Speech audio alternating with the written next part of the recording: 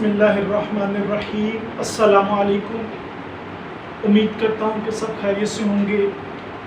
आज हम देखेंगे इन्वायरमेंटल का लेक्चर नंबर 1 जो कि पहले मैंने आपको प्रोवाइड किया था, लेकिन अनफॉर्चुनेटली उसकी वीडियो स्टॉप हो गई और उसकी ऑडियो कंटिन्यू चलती रही, जिसकी वजह से स्टूडेंट्स ने क्लेम किया कि हमें वीडियो देखने में थोड़ी परेशानी बनी है, तो लिहाजा आप इस वीडियो को दोबारा कर दें। अब वो वीडियो चूँकि ऑडियो की फॉर्म में मौजूद है और इतनी मुश्किल बात नहीं है, तो मैं वो पूरा लेक्चर तो नहीं, लेकिन उसकी एक समहाउ समरी करूँगा। उस समरी को हम इंशाल्लाह इस तरीके से देखेंगे कि हम उस समरी को देखकर सिर्फ ऑडियो ही सुन लेंगे तो हमारा गुजारा हो जाएगा, सही। और उसके बाद हम एक मरतबा उसको नोट्स से रीड कर लेंगे। तो बग़ैर किसी तख़यीर के हम स्टार्ट करते हैं इन्वायरमेंटल का lecture number 1।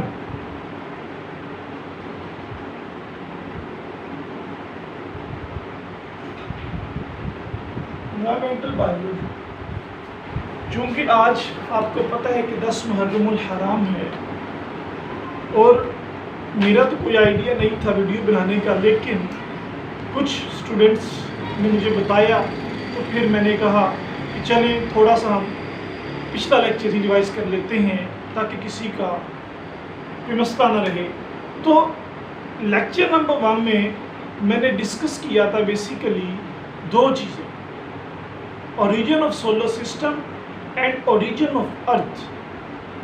Origin of solar system and origin of earth, basically these are related to one another. Origin of solar system और उसके साथ अर्थ देखेंगे हम ये किस तरह से आपस में रिलेट करते हैं। तो चलिए ओरिजिन ऑफ सोलर सिस्टम पर बात करते हैं। सोलर सिस्टम कब बना? हमारी यूनिवर्स बनी है तकरीबन 14.4 बिलियन ईयर्स अगो, और इसके बाद about after 10 billion years the solar system is formed when earth is formed. जब अर्थ बनी है सोलर सिस्टम तब बना है। तो अर्थ कब बनी है, दो रीडिंग्स हैं। सबसे पहले कि यूनिवर्स कब बनी है। यूनिवर्स बनी है 14.4 बिलियन ईयर्स अगो, और सोलर सिस्टम की फॉर्मेशन जो हुई है वो हुई है तकरीबन 4.45 बिलियन ईयर्स अगो। तो ये एक बहुत बड़ा गैप है इनके। तो सोलर सिस्टम बेसिकली मैं समरी ही करूँगा। सोलर सिस्टम का डिफरेंट हाइपोथेसिस से ओरिजिनेशन के बारे में बताया जाता है, लेकिन जो इसका ऑथेंटिक मॉडल है वो है solar nebular hypothesis. Solar nebular hypothesis. Solar nebular hypothesis का मतलब क्या कि सोलर से मुराद सोलर सिस्टम। सोलर सिस्टम क्या होता है? Solar system basically it is the combination of sun and the planets that around orbit. समझ आई? सोलर सिस्टम को आपको मैं बताऊंगा कि क्या मैंने बताया। सोलर सिस्टम बेसिकली अकेला सन नहीं होता, सूरज नहीं है। सोलर सिस्टम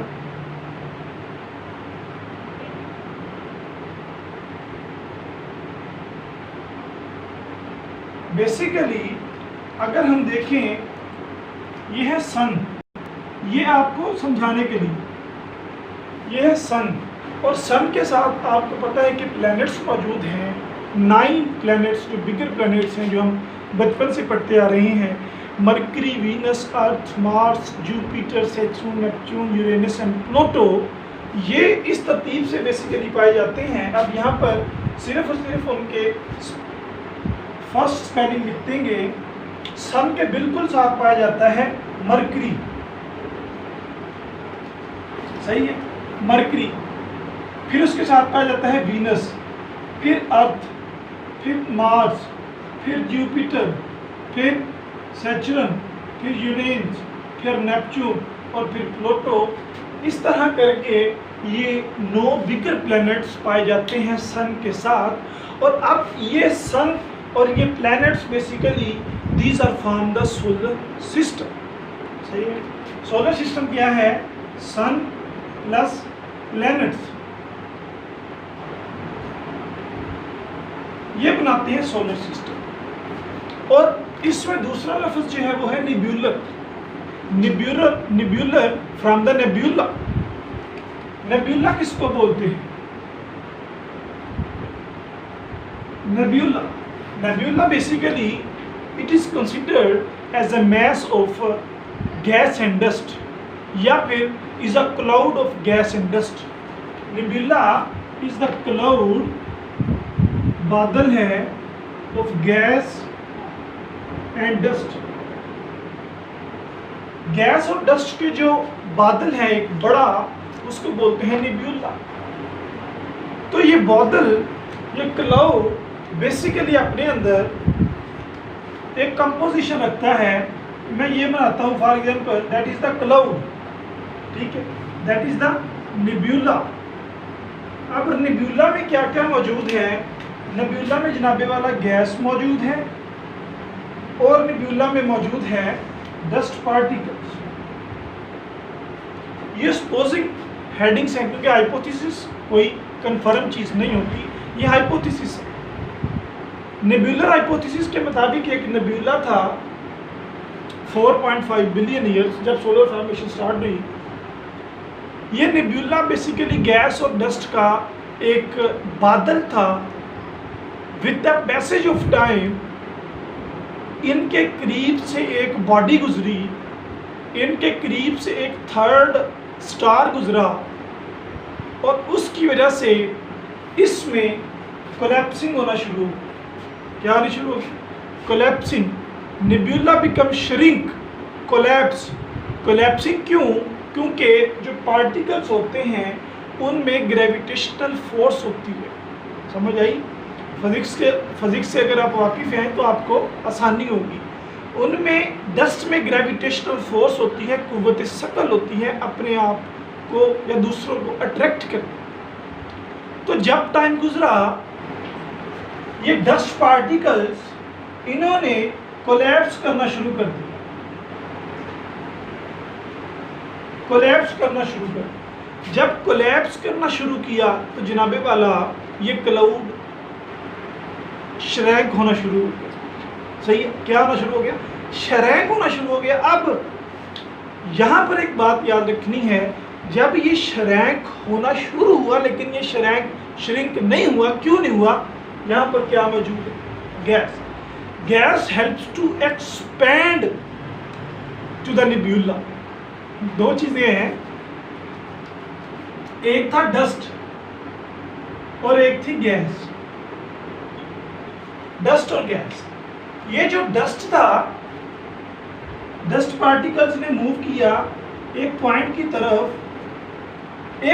तरफ, यानी कि कोलैप्सिंग की तरफ, और जो गैस थी इसने मूव किया एक्सपेंडिंग की तरफ। जब गैस ने एक्सपेंड की तरफ मूव किया और डस्ट ने कोलैप्सिंग की तरफ मूव की, तो नतीजा क्या निकला? रिजल्ट इनका क्या निकला? There will be generating a angular momentum. There will be generating a angular momentum.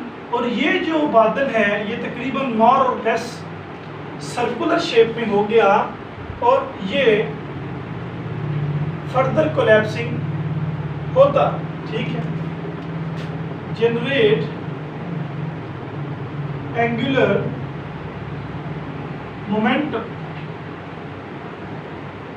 Angular momentum जब बना तो ये स्पिन करना शुरू कर दिया।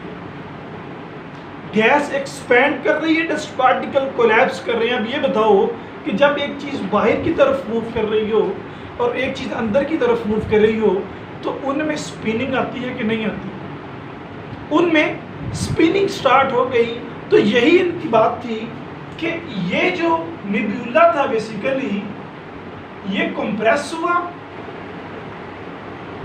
यानी कि कोलैप्स हुआ, और फिर इसने क्या किया, यहाँ पर स्पिन करना शुरू कर दिया। अब ये घूमा, घूमते घूमते इसका स्पिनिंग तेज हुई और ये चेंज हो गया by the compressing into the proto sun and the proto planets. यानी ये श्रिंक होता होता कुछ ये फॉर्म अटेन कर ली, ये वाली फॉर्म अटेन कर ली जो मैंने आपको पहले बनाकर दिखाई थी।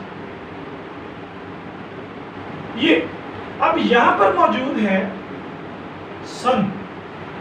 क्या मौजूद है? सन मौजूद है, और इसी तरह ये यहां पर प्लैनेट्स बने।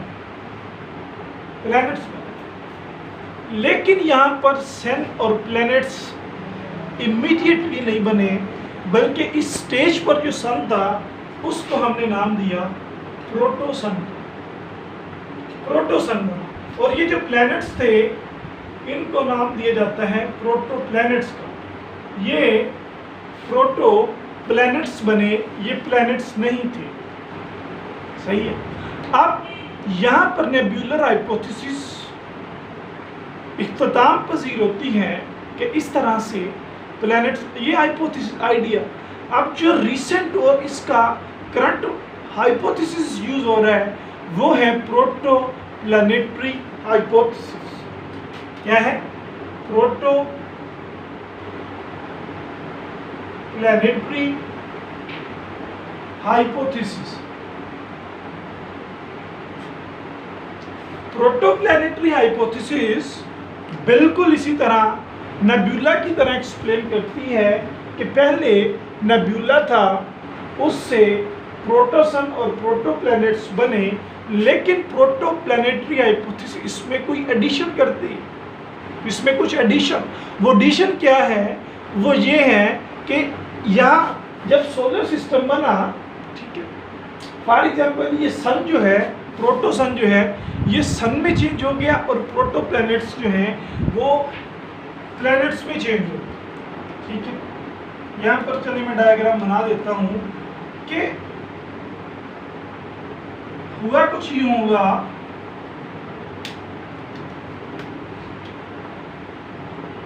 ये सन जो है अब ये फुली मैच्योर सन बना और ये प्लैनेट्स जो हैं ये प्लैनेट्स बने प्लैनेटिसिमल्स।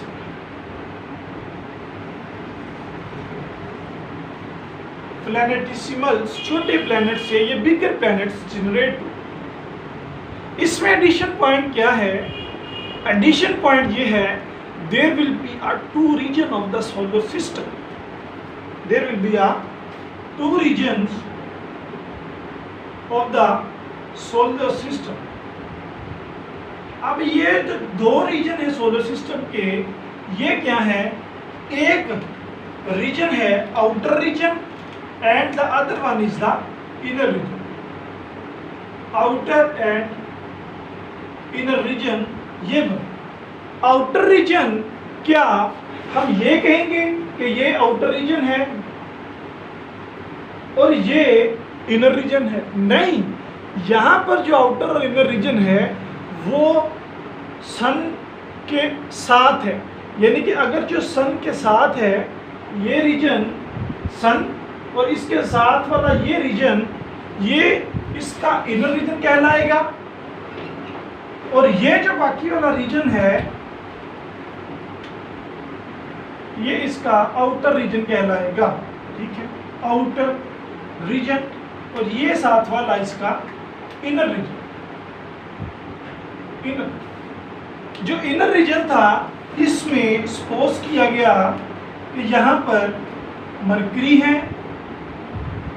वीनस है और अर्थ है, और बाकी के जो 6 प्लैनेट्स हैं Jupiter, Saturn, Uranus, Neptune, Pluto वगैरह, ये आउटर रीजन में कंसीडर किए गए। That is why Pluto is very far to the sun. Pluto बहुत दूर है सन से, तो यही वजह है ये प्लूटो जो है ये आइसी है, बर्फीला, बर्फ ही बर्फ है इधर। तो जो जो सन के करीब आएंगे गर्म होगा, जो जो सन से दूर जाएंगे यहाँ पर ठंडक होती चला जाएगी। और ये बेसिकली क्या है, प्रोटोप्लैनेटरी हाइपोथेसिस की डिवीजन के आउटर और इनर रीजन में इस तरह से निज़ाम चला हो। अब बात जो करने वाली है, जो इसका सेंस है वो क्या है, निचोड़ क्या है, बात करने वाली ये है कि डस्ट और गैस से बात चली थी, तो अब यहाँ पर मैं आपको बताऊं कि डस्ट और गैस पर ही बात खत्म होगी। कैसे? ये जो डस्ट पार्टिकल थे, इन्होंने एग्रीगेशन की, इकट्ठे हुए, और इकट्ठे होते होते एग्रीगेशन कैसे हुई सी, कोलैप्सिंग के जरिए से इकट्ठे होते होते इन्होंने प्लैनेट्स बनाए। प्लैनेट से पहले इन्होंने रॉक्स बनाई। ये रॉक्स से आउट गैसिंग हुई, हम पढ़ेंगे आगे क्लाइमेटिक वेरिएशंस में। इन रॉक्स से आउट गैसिंग हुई, वोल्केनो से आउट गैसिंग हुई, फिर एटमॉस्फेयर बना, फिर एटमॉस्फेयर में कंडेंसेशन हुई वाटर की, फिर वाटर ज़मीन पर आया, ज़मीन पर आने के बाद ओशन की फॉर्मेशन हुई, ओशन फॉर्मेशन के बाद फर्स्ट लाइफ फॉर्म अपीयर हुई, और उसके बाद ये सिस्टम आहिस्ता आहिस्ता ज़मीन का टेम्परेचर कूल डाउन होता गया और हम आज ज़मीन पर खड़े। ये बेसिकली बताना चाह रहे हैं कि एग्रीगेशन हुई प्लैनेट्स की, प्लैनेट्स बने, प्लैनेट्स से पहले क्या बनी, रॉक्स। और जो गैस का मॉलिक्यूल था वो कहाँ पर जाकर ख़त्म हुआ? गैस का मॉलिक्यूल बेसिकली एक जाइंट की फॉर्म में स्केप कर गया स्पेस में, और कुछ गैसेस ने हमारा एटमॉस्फेयर बना दिया। आपको पता है कि जो एटमॉस्फेयर है basically it is a layer of gas, इस पे मैं इंशाल्लाह डिस्कस करेंगे। तो ये है बेसिकली सोलर सिस्टम। समरी देख तो कि solar system basically 4.45 billion years पहले जनरेट हुआ। इसके मुताबिक ये इसका आइडिया है। नेबुलर हाइपोथेसिस इसकी सेकंड रिसेंट एप्लीकेशन थी। इसके मुताबिक नेबुला गैस और डस्ट का एक क्लाउड था, उस क्लाउड की कोलैप्सिंग हुई है, कोलैप्सिंग होकर उसमें एंगुलर मोमेंटम यानी कि स्पिनिंग जनरेट हुई है, और उन्होंने प्रोटोसन और प्रोटो प्लैनेट्स बनाए हैं। उसके बाद प्रोटोप्लैनेटरी हाइपोथेसिस बताती है कि वो proto planet and the protosuns convert हो गए हैं सन में और प्लैनेट्स में। और सोलर सिस्टम के 2 रीजन हैं, इनर एंड आउटर। उसके बाद गैस और डस्ट ने रॉक्स बना दी और गैस स्पेस में जब, और इसका जो एंड वाला पॉइंट है वो ये कि dust and gas will be form the solar system. अब यहाँ पर बात आती है अर्थ की, साथ मैंने अर्थ भी लिखा। अर्थ के बारे में जो मॉडल है वो है सोलर निब्यूलर डिस्क मॉडल। अर्थ के बारे में जो मॉडल है वो है SNDM, सोलर निब्यूलर डिस्क मॉडल। इंशाल्लाह आपको बहुत आसानी से समझ आएगा कि मुश्किल बात है। सोलर निब्यूलर से लगता है कि ये बिल्कुल इसी तरह है, सोलर निब्यूलर हाइपोथेसिस बिल्कुल इसी तरह। लेकिन यहाँ पर थोड़ी सी चेंज आती है कि देखो जब सन बना, सोलर सिस्टम बना, उसके साथ प्लैनेट्स भी तो बने हैं, और अर्थ क्या प्लैनेट नहीं है? मिल्की वे गैलेक्सी है, प्लैनेट है, ठीक है। तो इसी तरह से अर्थ की फॉर्मेशन हुई सोलर निब्यूलर डिस्क मॉडल के ज़रिए से। इसी तरह से जो है सोलर सिस्टम के साथ अर्थ की फॉर्मेशन हुई है। ये बिल्कुल आसान है। आप अर्थ की फॉर्मेशन के लिए फर्दर मेरी ऑडियो को सुन सकते हैं जो लेक्चर 1 में है, और फिर उसको आप रीड करेंगे तो आपको समझ आ जाएगा। तो अब तक के लिए अल्लाह हाफ़िज़, अस्सलाम वालेकुम।